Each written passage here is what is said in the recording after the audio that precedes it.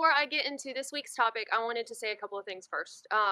First being, I'm sorry that I have not been quite as diligent with emails and messages on Facebook and comments on here, but I will. I will get back to all of you. I have been busy working my booty off on the ebook, which is the second thing I want to talk about. Today's topic will be in the ebook along with some other things that I've covered and additional things, of course, that I haven't covered on here. So I have been trying really hard to get it done by the end of this month, and I think I will be successful in that, so y'all stay tuned for more on that. But let's get started on this week's topic, which is mail drops and bounce boxes. Alright, so you've decided you're going to thru-hike the AT, or at least do an extended stretch of it, and you realize, oh my gosh, what am I going to eat for all that time, you know, and you start freaking out about it and stressing out about it. And I mean, I did the same thing. And then you go out and you buy a guidebook and you look ahead and you start planning all the stops you're going to make along the way and how much food you need in between and all that. Just stop. Just calm down, take a few deep breaths. You don't have to do all that. So let me ask you a question. What do you want to eat for lunch 4 days from now? Do you know? Probably not. So you definitely aren't going to know what you want to eat 3 months and 11 days into your trip, you know, for dinner or whatever. So don't try to plan that out. Your tastes are going to change so much, your preferences. You're going to be sick of things, you know, much sooner than you even think on the AT. You're going to get creative with food and eat things maybe in mixtures you never thought that you would. Your body does interesting things while you're hiking and burning that many calories. Another reason I don't recommend resupplying solely on mail drops is because it just doesn't really make sense to buy your groceries in the town you live in and then pay to ship them to a town where you can buy those same groceries. So it's just not really cost effective. Most trail towns and towns near the trail have at least a gas station, and the gas stations usually supply the rice sides and the pasta sides, the Knorr brand, and oatmeal and things like that. Now, if you want the fancy backpacker meals, you should probably do the mail drop. They are in a lot of towns, but not every town.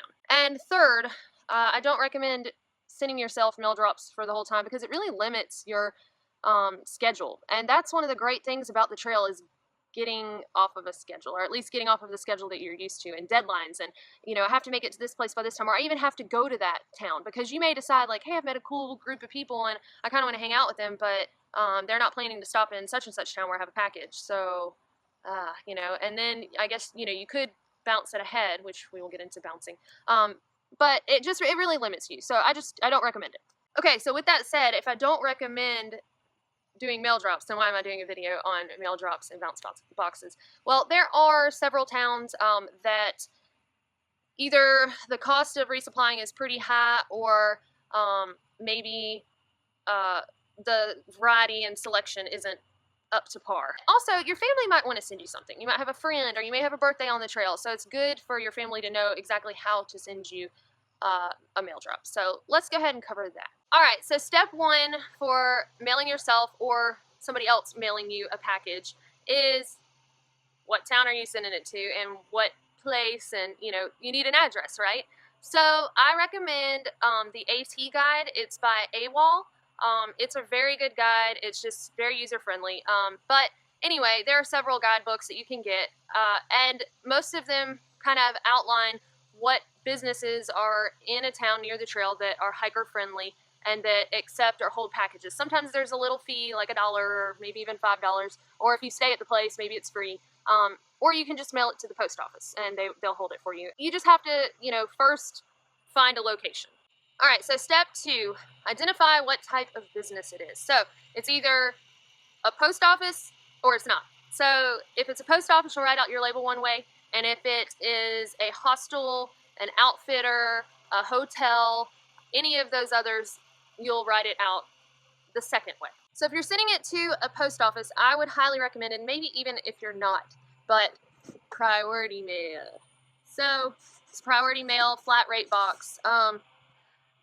It may be cheaper to do it this way. I mean, you can figure it out, you know, if you're not sending it to a post office. But if you are sending it to a post office, then I recommend this highly, because if you get to a town and you decide that you don't need whatever's in here, like maybe you already bought your resupply and then your mom called and said, surprise, I had your package sent to that town. You don't need all that food, right? So you can send it forward without paying additional postage as long as it is priority mail. Now, something to keep in mind is that post offices do have more limited hours, sometimes like in small towns. They may only be open part of the day on a Saturday, and it's so disheartening to get to a town 10 minutes late, the post office is closed, and now you're stuck there till Monday if you really need whatever's in your package. So just keep that in mind, and the guidebook, like I said, will help you with that because they also list store and post office hours. All right, step 3 is writing out your label. So if you're mailing a package to a post office near the trail, you're going to write your hiker's first name and last name and write the actual name, not a trail name, because on your ID, I'm pretty sure it doesn't say Mountain Goat. So write first and last name, and then you're going to write CO General Delivery, the city, state, and zip, and then please hold for AT through hiker, and then your ETA, and it doesn't have to be exact, and they're not going to throw the package away if you're not there by that date, just a general idea. And then if you are mailing your package to a hotel, hostel, or outfitter, or any other hiker-friendly business, you're going to write hiker's first and last name, CO, the business name, street address, city, state, zip, and please hold for AT through hiker, and again, the ETA. All right, so now that we have covered mail drops, let's get into bounce box. A bounce box is simply what it sounds like. You know, it bounces from town to town to town. So you could keep things in a bounce box. Like if you don't have somebody at home to mail you things that you might need, and you have like a colder weather sleeping bag, and you want to mail it ahead, and then maybe you don't need it yet, so you bounce it to the next town, and then to the next town, and to the next town. You could do that. Or maybe it's something that you send to each town that you visit. I feel like that's more inconvenient than it's worth, but you know, maybe you have extra medications that you have to send to a town. You know, it's something that you have to do. That would work. Just whatever you would need in a town that you don't want to carry on your back, you can put it in a bounce box. All right, so I feel like that was pretty straightforward to the point. I hope it was helpful to y'all. If you have any questions about any of this pertaining to bounce boxes or mail drops or anything like that, please let me know.